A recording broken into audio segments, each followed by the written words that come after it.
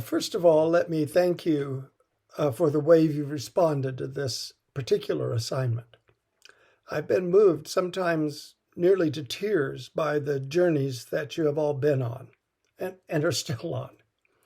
These stories powerfully affirm that God is still at work in the world and that God still continues to call persons from all backgrounds, understandings, and experiences to be how God and God's will are made known in the world. I am grateful and humbled by your stories. Why am I calling this an intrusion? Well, it's unplanned and probably unexpected. But there are some significant elements in your responses that I feel called to respond to in a way that is accessible to everybody.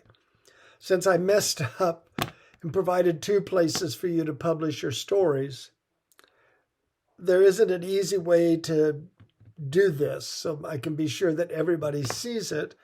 So I thought a sort of a lecture response might work. I hope it does.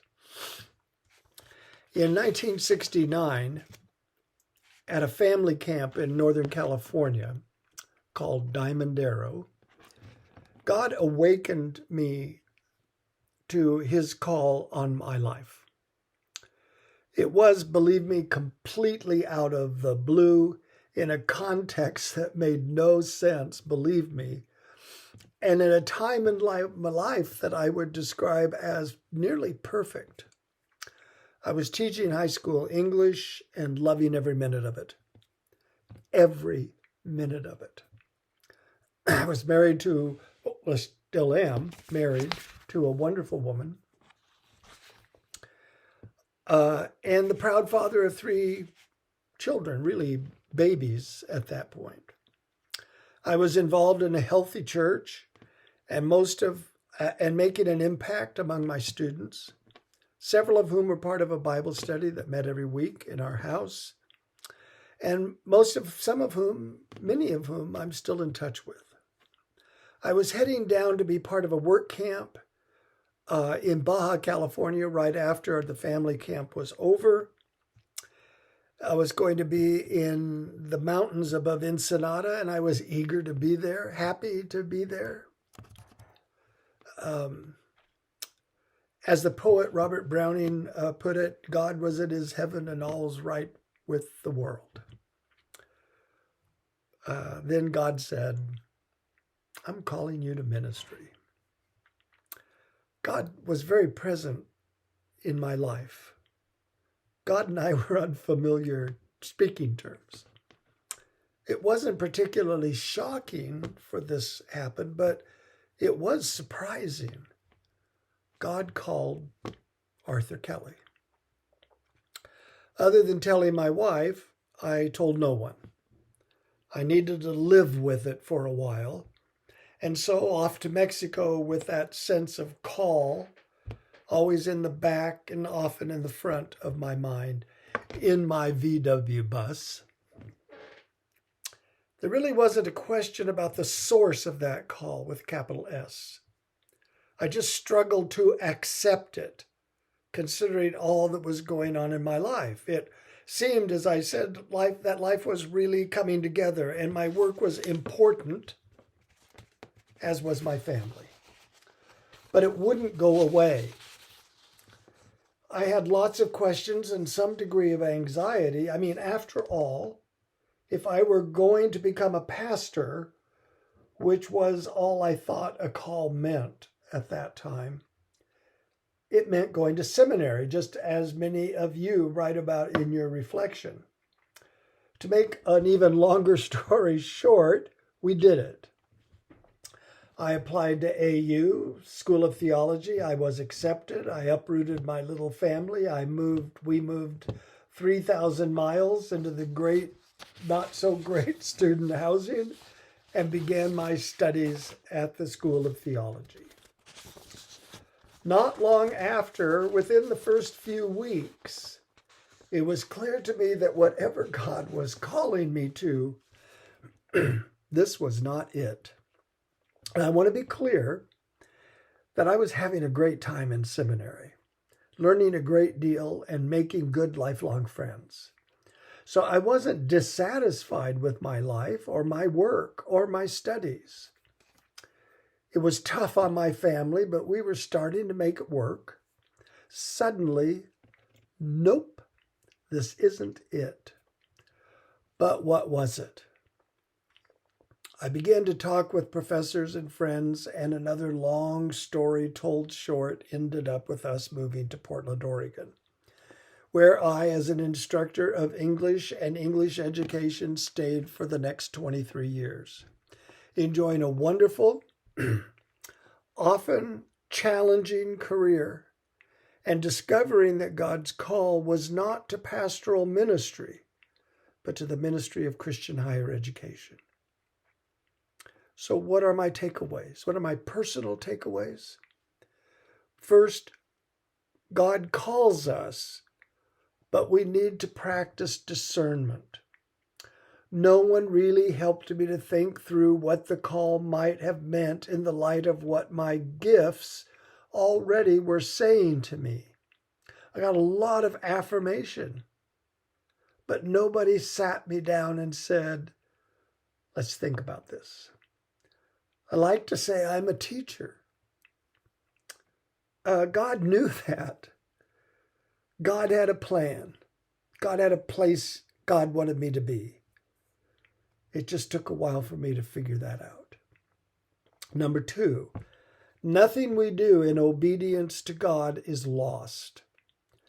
Even if we're mistaken, even if we get it wrong, even if we take a 3,000-mile trip to Indiana, that 3,000-mile side trip from California to Indiana and back to Oregon, my discovery of my strengths and weaknesses of the national church, the friends that I made and the colleagues that I formed during that year we lived in Anderson, and yes, even the classes I took during that time, each and all of these have helped me to serve God and God's kingdom in ways that might otherwise been, well, maybe even impossible. I don't know. So now, after my observations, I'm going to turn to yours, to some observations based on your own stories. Again, I thank you for your investment in this question and the thoughtful responses you've provided. I hope that you're all reading the stories that each of you is supplying. They are full of riches that may help to sustain you in your journey. So I have 6 observations. I hope these make sense to you.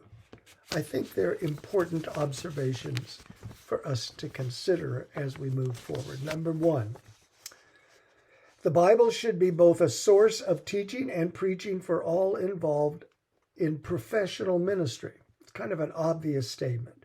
Well, the real statement is what follows, but it should never be only that. Your personal, ongoing, disciplined engagement with Scripture is one of the linchpins that holds your life and ministry together. It's not only for your professional work. In fact, if it's only for that, it's a misuse of Scripture. Observation number 2, paying attention. That is, listening actively to those who care for you and inviting them into your life and ministry to give counsel and direction. Find those trusted voices. They're essential. But more than that, one of you made a statement, quote, ministry is something we are rather than something we do. That is so profound. It's a foundational truth. Remember the statement that you've heard now a few times, that ministers and pastors are more God-centered than church-centered.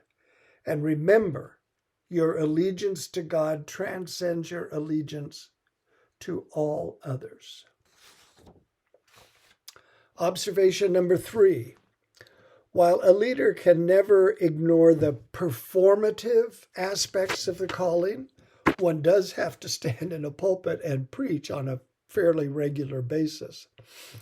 To operate as if it is all performance is a trap.